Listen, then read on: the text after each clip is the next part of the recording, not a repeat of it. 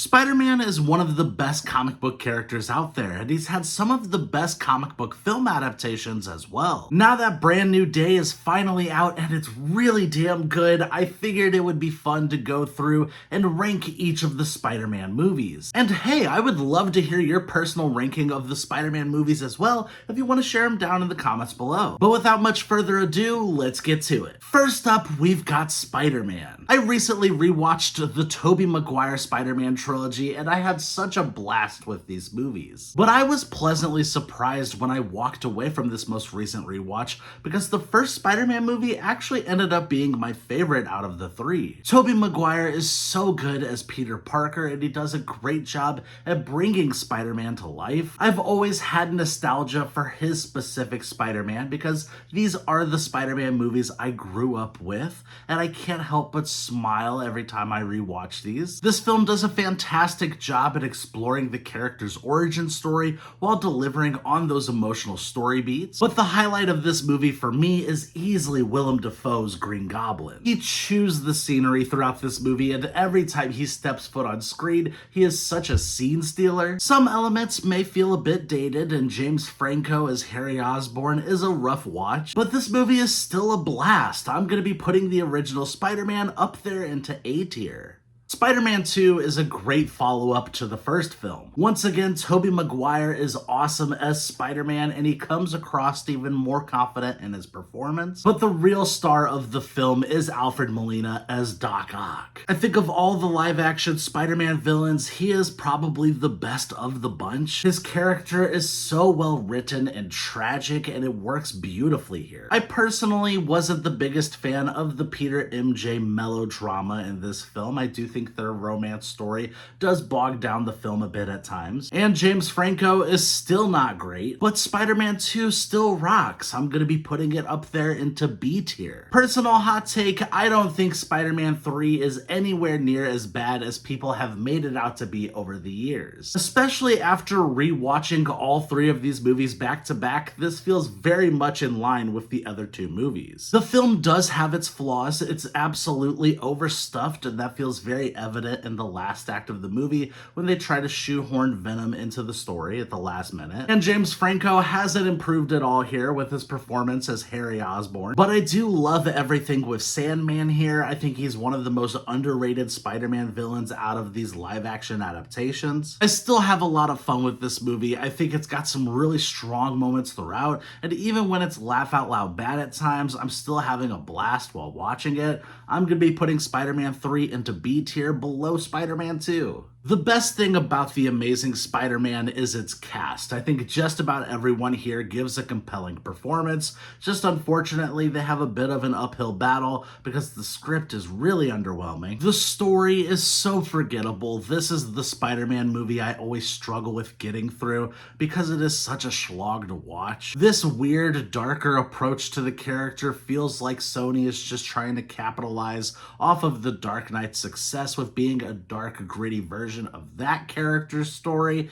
and it really doesn't work here at all. And as much as I like the casting in this movie, I really struggle to care about any of these characters or the stakes that are at hand here with Dr. Connor's evil plan. I'm going to be putting The Amazing Spider-Man in D tier. As much as I strongly dislike the first Amazing Spider-Man, I gotta be honest, Amazing Spider-Man 2 is a guilty pleasure movie for me. The best thing about this film is its focus on the Peter and Gwen story. Andrew Garfield and Emma Stone's chemistry and performances really get to shine here. They bring so much life and heart to this movie. The film is overstuffed and the villains are very underdeveloped. You can tell they are really trying to rush out this canceled Sinister Six movie that never ended up happening. But I do like Jamie Foxx as Electro, maybe not this specific take on the character, but I do think his performance shows promise, and I do think he gets a bit of a redemption with Spider-Man No Way Home. I'm gonna be putting The Amazing Spider-Man 2 into C tier. Spider-Man Homecoming starts out feeling like your run-of-the-mill MCU movie that does a really good job at getting you introduced to this take on Spider-Man,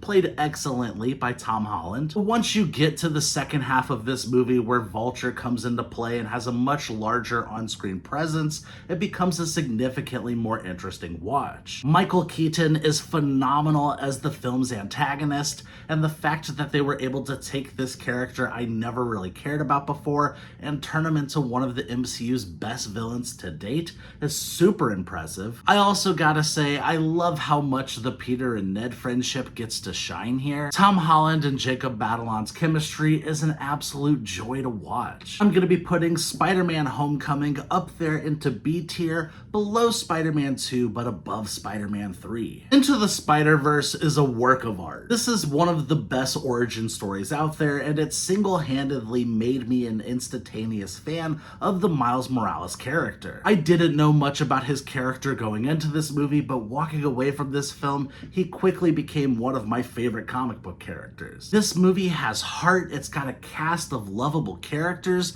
and it delivers on those emotional story beats. Visually, it's stunning, it's one of the best looking animated films out there. I adore this film. Spider-Man Into the Spider-Verse is going up there into S tier. Far From Home is an enjoyable watch, but personally, this one falls on the lower end for me. The first time I watched this movie, I was really high on it, but after rewatching it, it does fall on the lower end of my Spider-Man ranking. I really enjoy the coming-of-age approach to storytelling here. I think it allows for the Peter and MJ romance to get explored in a fun and unique way. And Jake Gyllenhaal is super solid as Mysterio, but I do think this movie has some pacing issues and really drags at times. I also don't think it works anywhere near as well as the other movies when it comes to being a self-contained Spider-Man story, and because of that, this is one that I personally don't see myself really jumping at when it comes to rewatching any of the Spider-Man films in this catalog. I'm gonna be putting Spider-Man Far From Home into B tier, below Spider-Man 3. I still love No Way Home. This movie feels like a love letter to all things Spider-Man that have come before it. Not only do we get another excellent performance from Tom Holland here, but the way it goes about bringing in characters from the Tobey Maguire films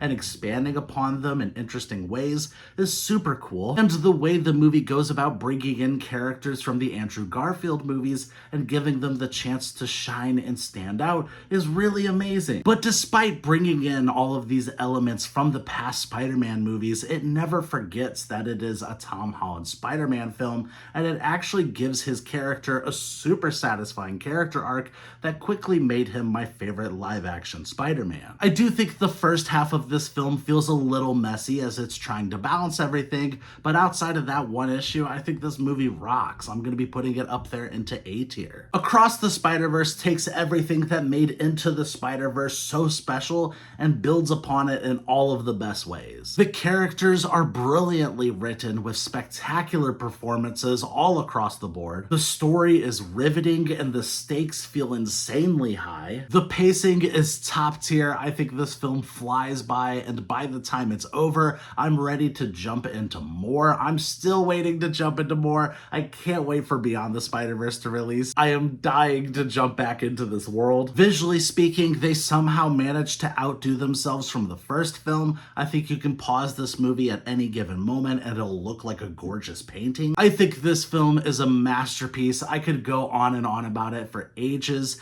and if they manage to stick the landing with the third film, I think this could be the best superhero trilogy to date. I'm going to be putting Across the Spider-Verse in S tier, above Into the Spider-Verse. I was not expecting to love this movie as much as I did, but Brand New Day exceeded my expectations in every way. This is the best live-action Spider-Man film we've gotten so far, and I think this is the best live-action portrayal of the Peter Parker character we've gotten yet. Tom Holland crushes it in this role and really gets to flex his acting chops here. His chemistry with everyone on screen is so much fun to watch, especially when Spider-Man is sharing the screen with Punisher or MJ. And Sadie Sink is awesome in this. I am so excited to see how she continues to grow and evolve in this universe, and I think she has so much potential to be one of the most interesting characters in the MCU as a whole. I do think there are a few instances where it feels like the movie is kind of struggling to balance everything it has going on at times, but when I am thinking back on this movie, I'm always thinking about just how much it got right. I'm going to be putting Spider-Man Brand New Day up there into A tier above Spider-Man No Way Home. And there is my personal ranking of all of the Spider-Man movies. Thank you guys for watching. I hope you enjoyed this video. Like, subscribe, and all that YouTube stuff. And what is your personal ranking of the Spider-Man franchise? I'd love to know.